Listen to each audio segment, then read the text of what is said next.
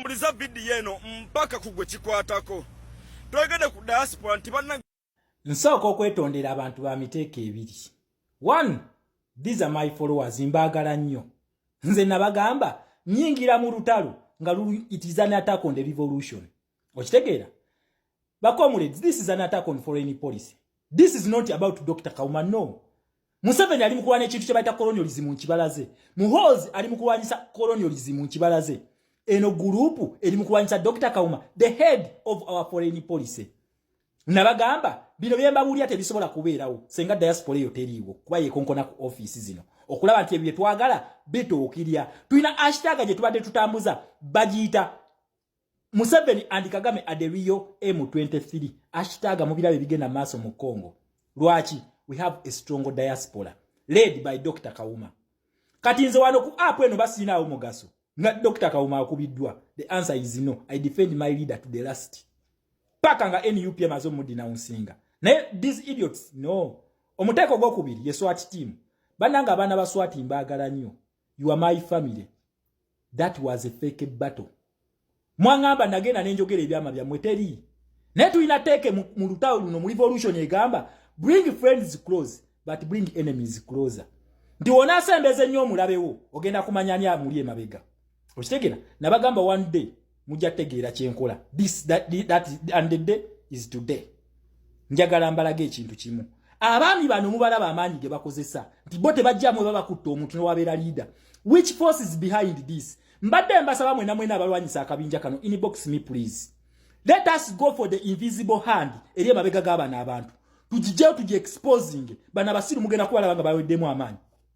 Ono Sadamani ni omubuuza what is SST tasobola kukikubuulira nego webuuze lwaki akozesa amaanyi mangi.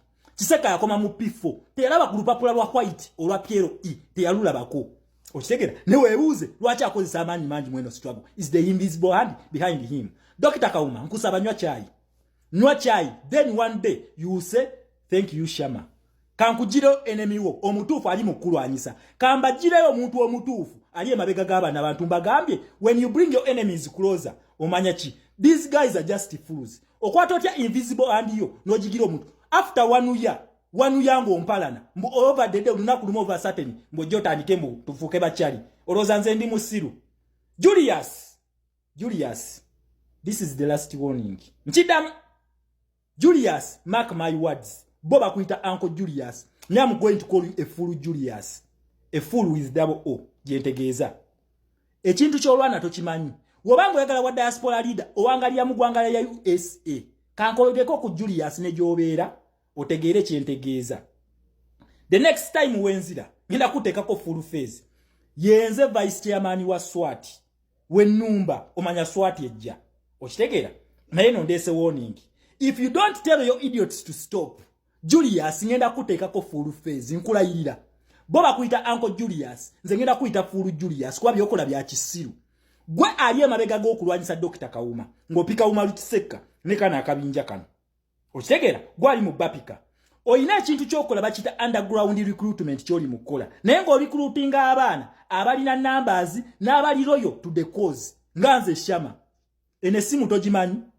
Ojimanyi siwe kiri twamala esawa mmeka almost 3.5 hours nga tuli kwene simu tojimanyi kiseka na kublocking ngenda kuguza omwezi 13 siwe kiri prove okitegera wenzija nonno ngenda kujja kati ne wino wo mutembeyi nkugambye ebifaananyi byombiina nelinya lyo okubiri ndimanyi okitegera naye nkugambye ndese warning muve ku Dr. Kauma njagala basirumwe mu improving eti Dr. Kauma yatadde audios ezo. Munyawanda wa Bobby yagambye yatadde audios ezo. But because you have Julius behind yo kuba wagawaga. Yensonga laki mulooza nti muli baamaanyi. Julius ngenda kuteekako phase nga sisemberedde bino biyenje kwa kiseka kiyenje ono Sadamani jiri ya kiyenje. Okitegera? Waliwo emitwe gye mutasobola convince nga ng'ogwange. I cannot be convinced by an idiot. Never. Because Chiseka is an idiot. Yasoko okujja mbwa convincing Shama mu foreign policy giveeko simanyi foreign policy tegenda tugasa bichi nangamba luno katiba n'abasiru bayiyani. Then n'amalanga alemeddwa n'aleta Julius. Julius, I have everything. Ate byenjogerako bimanyi. Okitegera? Ne Julius, stop being a hypocrite. You are working behind Chiseka. Chiseka is working behind these fools. Okitegera?